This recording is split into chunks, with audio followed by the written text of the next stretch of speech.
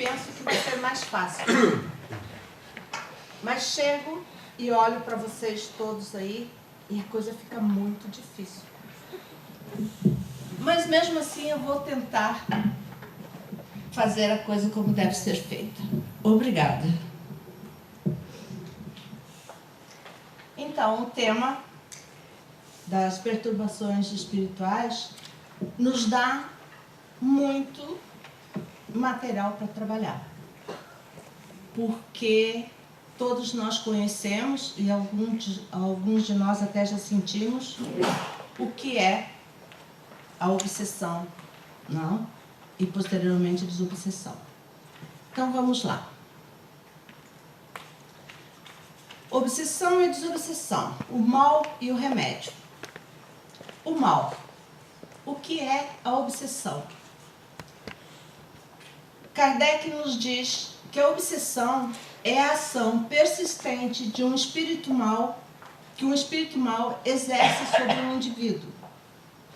Apresenta caracteres muito diversos, desde a simples influência moral, sem perspectiva e sinais exteriores, até a perturbação completa do organismo e das faculdades mentais. A obsessão, palavra que vem do latim obsessione, que quer dizer impertinência, perseguição, vexação, preocupação com determinada ideia que domina doentiamente o espírito e resultante ou não de sentimentos recalcados, ideia fixa, mania. Vulgarmente, a palavra obsessão é usada para significar fixação em alguma coisa, gerando um estado mental doentio. Daí, podendo advir manias, gestos repetitivos e até atitudes estranhas. Confrontando a significação vulgar do vocábulo e a definição de Kardec, verificaremos que a preocupação com determinada ideia que domina doentiamente o espírito pode também resultar da certeza da culpa existente nos recessos da mente, denotando realmente perseguição, a traduzir-se na presença do obsessor que vem desforrar-se do antigo algoz ou comparsa. Quem de nós já não teve um pensamento, uma ideia, um pensamento que não nos sai da cabeça? Eu não quero mais pensar nisso, eu quero pensar em outra coisa. Mas não adianta, a ideia permanece e vai. Quero dormir, não consigo, quero fazer outra coisa, me concentrar em alguma coisa. Não é possível porque aquela ideia está fixada na minha mente. Como o Alexandre falou, tanto pode ser um espírito obsessor, como pode ser eu mesma, o meu próprio espírito, que está gerando esse tipo de ideia fixa, de quase que mania. O problema da obsessão é cada vez mais grave, generalizando-se numa verdadeira epidemia que assola multidões. Não havendo morte no sentido da destruição da vida, o espírito se despe como se reveste da matéria com os valores que lhe são peculiares, resultado das próprias experiências. Amores e ódios, afinidades e antipatias não se desfazem sob o passe de mágica da desencarnação. Cada indivíduo prossegue fora do corpo consoante viveu enquanto domiciliado na matéria. Então, percebemos que tudo que somos, levaremos após a desencarnação. É a obsessão, cobrança que bate as portas da alma. É um processo bilateral. Faz-se presente porque existe de um lado o cobrador, sequioso de vingança, sentindo-se ferido e injustiçado, e de outro o devedor, trazendo impresso no seu perispírito as matizes de culpa, de remorso ou do ódio que não se extinguiu. A doutrina espírita desvendou-nos os dramas que se desenrolam entre as duas humanidades, a dos encarnados e as dos que estão na espiritualidade, presos ainda ao passado. É sobretudo no cotidiano que se patenteiam tais possibilidades, mascaradas comumente com o nome de gênio forte, malfeitio.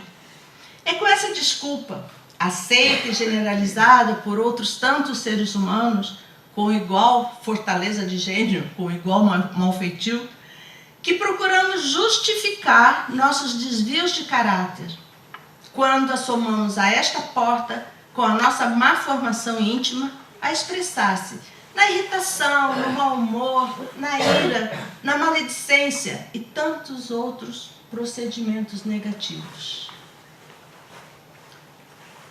E essa irritação, esse mau humor, essa ira, essa maledicência estão presentes em nossa vida cotidiana. Estão presentes em todos os momentos da nossa vida. Quem já não se irritou no trânsito? Quem já não se irritou com o ladrar do cão do vizinho que não me deixa dormir? Quem não acorda de manhã pensando em tudo que tem que fazer e o bom humor já vai embora? Quem, num momento qualquer, não entrou numa conversa que gerou uma maledicência? E assim, são tantos outros procedimentos que, quase sem perceber, cometemos todos os dias alguma dessas coisas aqui. E não é que queiramos, não, ou que façamos isso de sã consciência. São atitudes, muitas vezes levadas pela conversa com a outra pessoa ou com o grupo, ou então por um pensamento que nos veio à cabeça. Dependendo da intensidade desses estados, é que nos iremos mostrar aos olhos de todos como doentes da alma, cuja insanidade temporária deixa entrever a nossa indigência espiritual.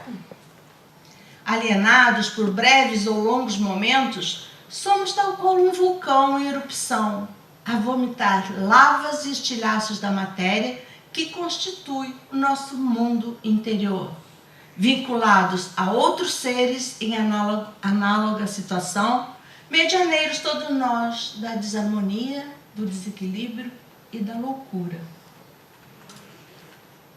O que se depreende da advertência de André Luiz é que somos os únicos responsáveis pelas sintonias infelizes do nosso hoje, graças sempre ao longo caminho de vícios que palmilhamos ontem.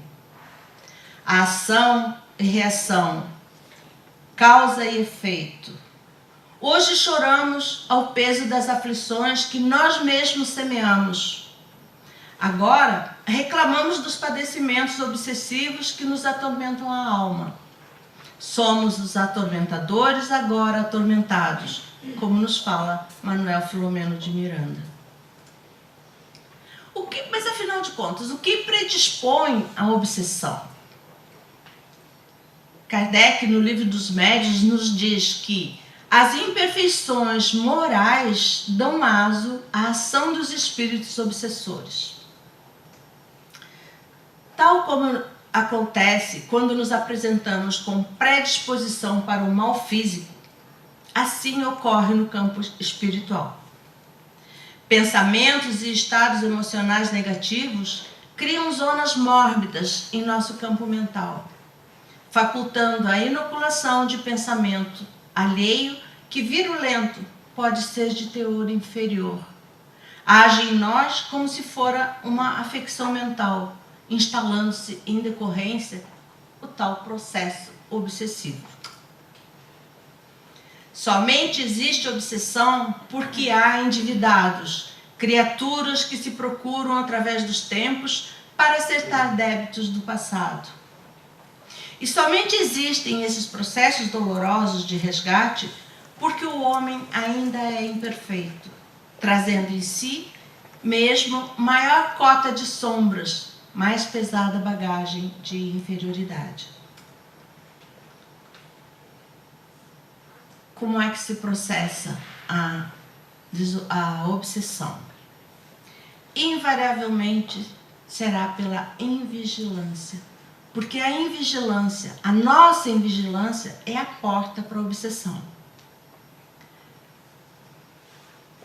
Estai sobre aviso, vigiai e orai, porque não sabeis quando será o tempo. Jesus já disse isso, conforme Marcos, no capítulo 13, versículo 33.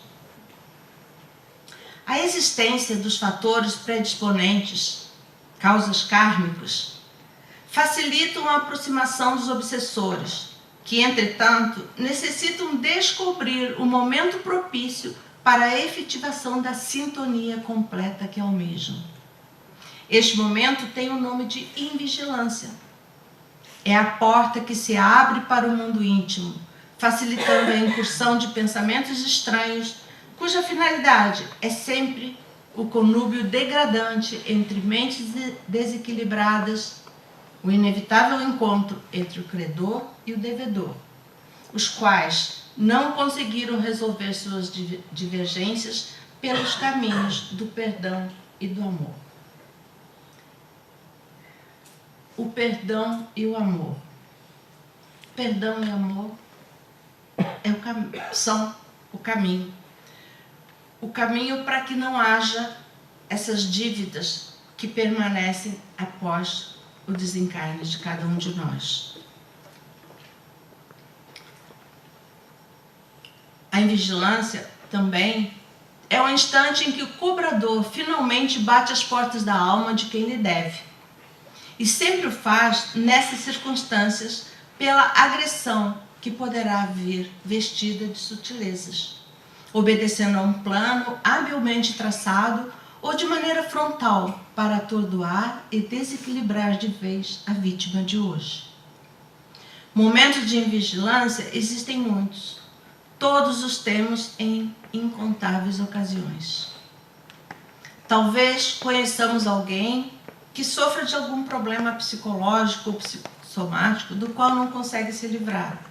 Pessoas que sofram com viciações, fobias, transtornos mentais sem justificativa aparente e não superáveis através dos tratamentos convencionais.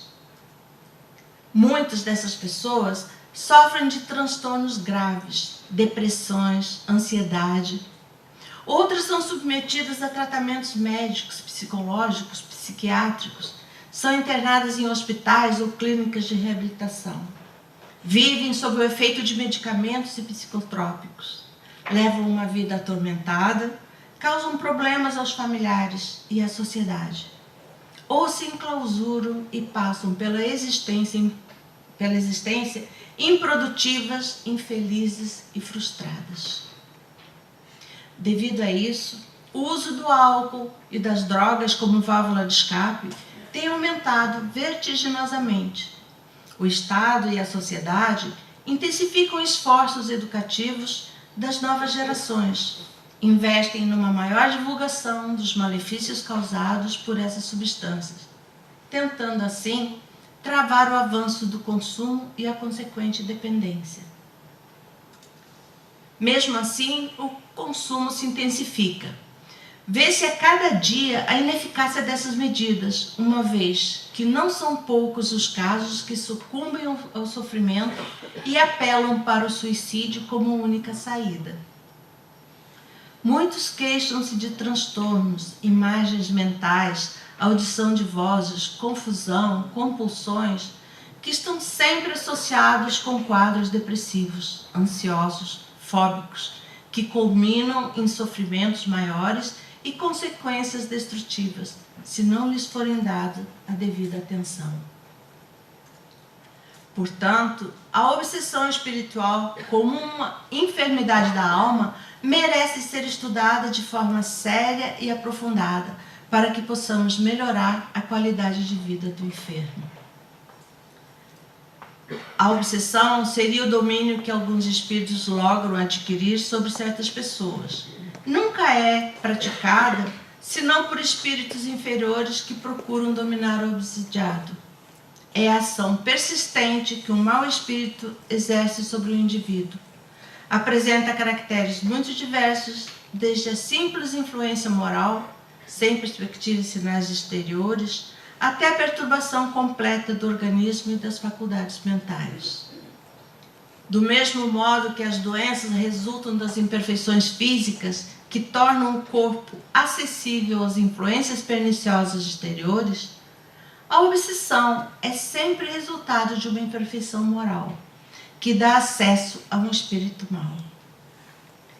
E como o Alexandre falava anteriormente, esse acesso ao espírito mau pode ser dado pela própria pessoa, através dos seus pensamentos, dos seus atos, das suas palavras, que acaba chamando esse espírito ou mesmo permitindo que ele venha e forme a obsessão. As causas físicas se opõem às forças físicas. A uma causa moral tem-se de opor uma força moral. Para preservá-lo das enfermidades, fortifica-se o corpo. Para isentá-lo da obsessão, é preciso fortificar a alma. Pelo que necessário se torna que o obsidiado trabalhe pela sua própria melhoria. E que mais das vezes basta para o livrar do obsessor. Então, o próprio obsidiado, ele tem que trabalhar em causa própria. De nada adianta frequentar a casa espírita dia e noite, ir a palestras, desobsessão e tudo mais que a casa oferecer, se a própria pessoa não fizer nada para se ajudar. O auxílio se faz necessário quando a obsessão degenera em subjugação e em possessão, porque aí, por vezes, o paciente perde a vontade e o livre-arbítrio. Mas aí já é um caso bem mais sério. Quase sempre, a obsessão exprime a vingança que um espírito tira e que, na maioria dos casos, se radica nas relações que o obsidiado manteve com ele em precedente existência. Isso está no Evangelho, no capítulo 10, item 6. Nos casos de obsessão grave, o obsidiado se acha como que envolvido e impregnado de um fluido pernicioso que neutraliza a ação dos fluidos salutares e os repele. É desse fluido que importa desembaraçar o obsidiado. O processo obsessivo sempre se dará mente a mente e por sintonia de pensamentos e vibrações. Por isso que é tão importante a vigilância sobre os próprios pensamentos, sobre as palavras, sobre as próprias palavras, sobre os próprios atos. Por quê? Posso eu pensar que estou livre de pensamentos negativos e dessas coisas todas, mas aí me encontro lá sentada vendo televisão e de repente aparece alguma pessoa que eu, sei lá, não gosto muito. E eu digo, aquela fulana é uma ridícula, sabe? O que está fazendo na televisão? Isso já é uma coisa má, um pensamento mau. Por quê? Se aquela pessoa não me fez nada, simplesmente está fazendo o trabalho dela, por que eu tenho que ter um comentário negativo sobre essa pessoa? Que influência vai ter esse meu comentário sobre essa pessoa? Se ela está do outro lado da TV e eu estou desse lado? Nenhum. Mas vai ter uma influência negativa sobre mim mesma, porque eu estou emitindo esse pensamento negativo. E isso é uma coisa banal, um exemplo banal, quando na realidade, nos nossos comportamentos do dia a dia, isso é muito mais sério, fazemos coisas muito mais sérias do que só um comportamento banal. É uma briga no trânsito, sabe? E é normal, as pessoas no trânsito ficam nervosas, elas têm lampejos de ira ao sofrer uma ultrapassagem ou alguém que fechou. E aquele lampejo de ira, que pode durar 1 segundo, já vai fazer um mal enorme. Por quê? Somos todos antenas que captamos e emitimos ondas vibratórias. Assim, consegue-se compreender com mais facilidade suas influências e implicações nas doenças mentais e transtornos psicológicos. Portanto, o autocontrole é muito, muito importante nesse processo, nessa vigilância constante que temos que ser. Somos espíritas, somos trabalhadores espíritas, já temos conhecimento da doutrina espírita, já temos o conhecimento do Evangelho, já temos o conhecimento de outras obras que nos ensinam, que nos esclarecem. Então, por que continuamos a ter essa invigilância? Por que continuamos a ter pensamentos negativos? Porque continuamos atraindo coisas negativas. Já é hora de nós, como trabalhadores, exercermos uma vigilância feroz, essa é a palavra, sobre todos os atos, sobre todas as palavras, sobre todos os pensamentos. É fácil? Não, não é. Não é nada fácil. Acaba se tornando um pouquinho mais fácil quando nos dermos conta desses pensamentos, dessas atitudes, dessas palavras. Esse já é o primeiro passo. Ao pronunciar uma palavra menos boa contra o meu semelhante, se eu me der conta disso, já é o início. Se ao ser tomada por um pensamento mau, negativo, e eu me der conta desse pensamento, já é uma vitória. Porque se eu me der conta disso, eu tenho como repeli-lo. Agora, se eu achar que é uma coisa normal, isso é uma preocupação normal, todo mundo tem. Não, aí não. Mas se eu me der conta das coisas, já é o primeiro passo. As atrações espirituais, por simpatia quanto por animosidade, vinculam os afetos como unem os adversários no processo de continuidade da vida. Os amores se sublimam no ministério do auxílio recíproco, enquanto os ódios fazem que as criaturas se consumam nos incêndios vorazes que são sustentados pelo combustível das paixões interiores. Não somente o ódio, porém, responde pela alienação por obsessão. Outros fatores do passado e do presente espiritual de cada um tornam-se a gênese vigorosa desse rude e necessário mecanismo de depuração dos que se deixaram invadir por invejas perniciosas, acionando os mecanismos da destruição. Mórbidos ciúmes que rastreiam aqueles que lhes padecem as injunções insaciáveis, calúnias e traições que dormiam ignoradas e a desencarnação despertou. Avarezas da sordidez que se permitem a insânia de prosseguir, arremetendo contra quem lhes ameace a mesquinhez. Orgulhos desvairados e suspeitas felinas certamente fazem-se responsáveis pelas perturbações que atormentam, desagregam e anulam. E aí falamos da terapêutica espírita no tratamento das obsessões. O remédio. A desobsessão. O tratamento de obsessões não é trabalho excêntrico em nossos círculos de fé renovadora. Constitui simplesmente a continuidade dos esforços do esforço de salvação aos transviados de todos os matizes, começando nas luminosas mãos de Jesus. Isso está no Pão Nosso de Emmanuel, psicografado pelo Chico Xavier. Antes dele, Jesus, os obsessos eram marginalizados e objeto de curiosidade e temor.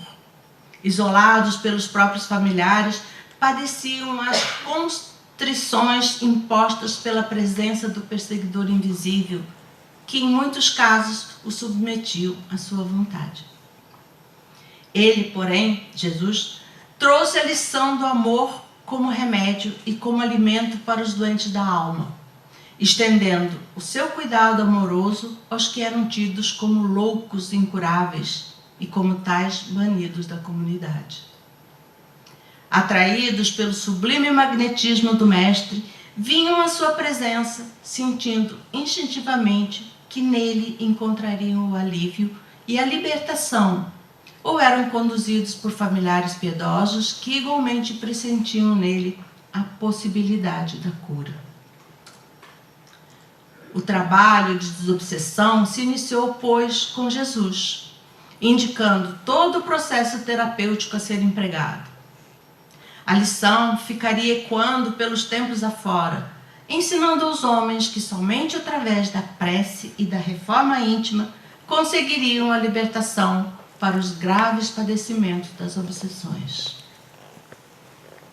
Depois de longo espaço de tempo, enquanto os homens se esqueceram, deturparam ou abafaram os ditos feitos pelo Senhor, perseguindo os obsidiados, todos os que apresentassem dons mediúnicos ou psíquicos, considerados à época diabólicos, veio o Espiritismo, o Consolador prometido por Jesus, reavivar a luz das lições do Cristo, retirando-a de sob o alqueire das fantasias, que ocultava a verdade de acordo com as conveniências e as circunstâncias do poder temporal. Assim, estamos dando continuidade àquele trabalho bendito que as luminosas mãos de Jesus iniciaram. E é através do Consolador prometido, através do que nos ensina a doutrina espírita, é que hoje temos essa bênção que são os recursos espíritas a esses males, a esse mal que assola o mundo. Recorre aos recursos espíritas, ora e ora sempre, para adquirires resistência contra o mal que infelizmente ainda reside em nós. Permuta a conversação enobrecida, pois que as boas palavras renovam as disposições espirituais. Utiliza o recurso do passe socorrista, rearticulando as forças em desalinho. Sorve um vaso de água fluidificada, restaurando a harmonia das células em desajustamento. E, sobretudo, realiza o bom serviço. Isso nos diz Joana de Ângeles, no livro Florações Evangélicas, de Divaldo Franco. O Espiritismo possui recursos especiais que são acionados como parte do tratamento, tanto nas moléstias do corpo, quanto e principalmente nas do espírito. Joana de Ângeles concita-nos a recorrer em qualquer ocasião aos recursos espíritas, quais sejam a oração constante, a conversação edificante, a água fluidificada, o passe e o trabalho com Jesus. E conclui dizendo: nenhum mal consegue triunfo no terreno reservado ao bem atuante. Tanto Joana de Ângeles, como o Evangelho, como o Livro dos Médiuns, todos nos dizem o mesmo: a oração constante. A oração constante é importantíssima. E não, a oração não deve ser só quando estamos desesperados, só quando estamos com problemas. Outro dia, conversando com uma amiga que está com muitos problemas, e eu falei na oração. Eu digo: olha, ao acordar pela manhã, antes de sair da cama, a primeira coisa que você faz, faça oração, peça ajuda a Deus, peça para enfrentar esse dia com mais força. Ela disse: não posso, não tem tempo. Eu digo: mas não tem tempo por quê? Você nem saiu da cama ainda? Como é que não tem tempo? Ah, eu não tenho tempo porque eu saio da cama já correndo, eu tenho que escolher o shampoo do meu cabelo, eu tenho que ver os cremes que eu passo no corpo, os cremes que eu passo no rosto. Não dá tempo para nada. Eu digo: mas espera aí, quantos shampoos você tem? Ah, eu tenho mais de 6, depende de como meu cabelo está naquele dia. Um dia está mais rebelde, outro dia está mais liso. E o tempo é gasto nisso. Na escolha do shampoo, na escolha dos cremes. E não tem tempo para oração. Agora, tem inúmeros problemas.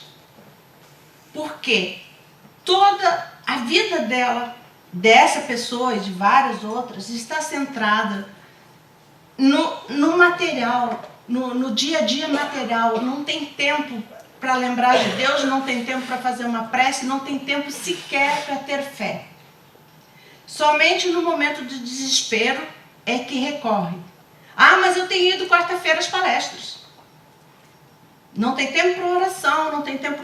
Quarta-feira, palestras. E depois da palestra, sai, senta-se no café, com mais 2 ou 3 amigas, e ali a conversa corre solta. Conversam sobre o que ouviram na palestra? Não. Conversam sobre a oração? Não. Conversam sobre o vestido da fulana, o cabelo da outra, o marido de não sei quem. São esses assuntos. Para esse tipo de assunto, há tempo. Para futilidade, sempre encontramos tempo. E todos nós fazemos isso. Pode ser que não seja num grau tão elevado, mas todos nós temos nossos momentos de futilidade, de coisas assim. Então, precisamos encontrar tempo para a nossa fé. Precisamos encontrar tempo para nossas orações. O resto, com certeza, vamos arranjar tempo para fazer. O sucesso da terapêutica espírita representa a soma de muitos fatores. Na terapêutica desobsessiva, a fluidoterapia, aliado a outros recursos como o passe, a água frutificada, o evangelho no lar, o estudo, a leitura, a oração e principalmente a fé, proporciona os mais salutares efeitos. O bem constante gera o bem constante. E mantida a nossa movimentação infatigável no bem, todo o mal por nós amontoado se atenua, desaparecendo ao impacto das vibrações de auxílio ao nosso favor.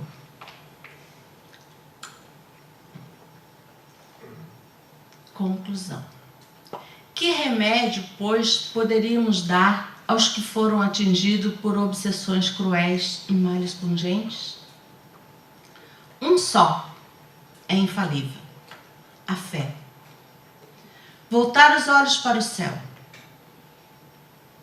Basta um momento por dia para reforçarmos essa fé, para fecharmos os olhos e olharmos no nosso interior e programarmos como será o nosso dia, em termos de ter calma, em termos de ser benevolente, em termos de sermos tolerantes, de cultivarmos a alegria e o bom humor.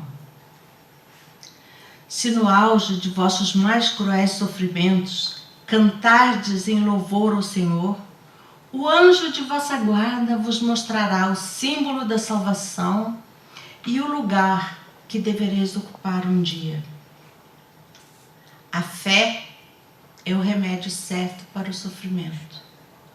Ela aponta sempre os horizontes do infinito, ante os quais se esvaem os poucos dias de sombras do presente.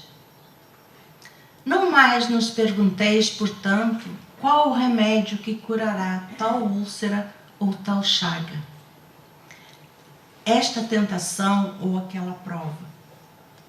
Lembrai-vos que aquele que crê se fortalece com o remédio da fé, e aquele que duvida um segundo de sua eficácia é punido na mesma hora, porque sente imediatamente as angústias pungentes da aflição.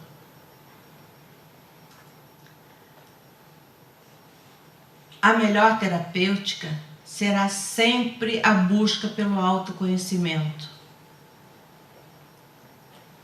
visando a mudança de pensamento, de atitudes por parte do obsidiado, buscando a sua elevação moral, praticando o perdão, pedindo perdão. Quantas vezes pedimos perdão? Num dia, numa semana, num mês? Não sabemos. Nem lembramos quando pedimos perdão. O perdão, o pedido de perdão, não precisa ser, muitas vezes, frente a frente. Um exemplo. Se eu penso mal de alguém por algum motivo, eu devo imediatamente pedir perdão por aquele pensamento. E eu me dou conta disso, imediatamente eu peço perdão, eu não devia ter pensado nisso. Eu não estou em frente à pessoa, mas eu peço perdão a si mesmo. E o pedido de perdão, essa possibilidade de pedirmos perdão é uma bênção que Deus nos deu. Porque o fato de pedirmos é como se estivéssemos... estamos arrependidos daquele pensamento, daquela palavra. E isso nos vai ensinando no dia a dia a não termos esse pensamento, a não dizermos aquelas palavras. É como se o hábito fosse depurando a nossa mente. E isso é importante. Porque empenhando-se em reparar seus erros de forma a substituir o sentimento de culpa pela responsabilidade e o arrependimento. Então, manter sempre a mente em oração, voltada à sua construção como um ser de luz. Como disse anteriormente, não são coisas fáceis, mas são coisas que devemos insistir, por mais difíceis que nos pareçam. Porque somente assim é que vamos depurando a nossa maneira de ser, vamos depurando a nossa alma, vamos trabalhando para a nossa evolução tão necessária. Então, como regra geral, manter a fé em Deus e atuar sempre no bem, pois fora da caridade não há salvação. Me perdoe se aqui eu centrei muito todo o tema no obsidiado e no obsessor. Mas temos que alargar um pouco esse horizonte, no sentido de que não só de pensamentos, palavras se faz a obsessão, mas se faz também da prática do bem. Faz também da caridade com o próximo. Sempre que pudermos ajudar alguém, num gesto, por menor que seja, não deixemos de fazer. É importante para nós e é importante para o outro. Seja um bom dia sorridente, seja um perguntar como a pessoa está, seja dar uma força, seja animar aquele que nós encontramos no dia a dia, já é uma forma de caridade. Estaremos fazendo bem a outra pessoa e a nós mesmos. Porque fora da caridade não há salvação. E sem paz interior, sem calma interior, é difícil encontrar uma paz duradoura, já dizia o Dalai Lama. Meu muito obrigada a todos. E os livros consultados foram o Evangelho, Pão Nosso, Perturbações Espirituais, Obsessão e Desobsessão, Obsessões, Lampadário Espírito,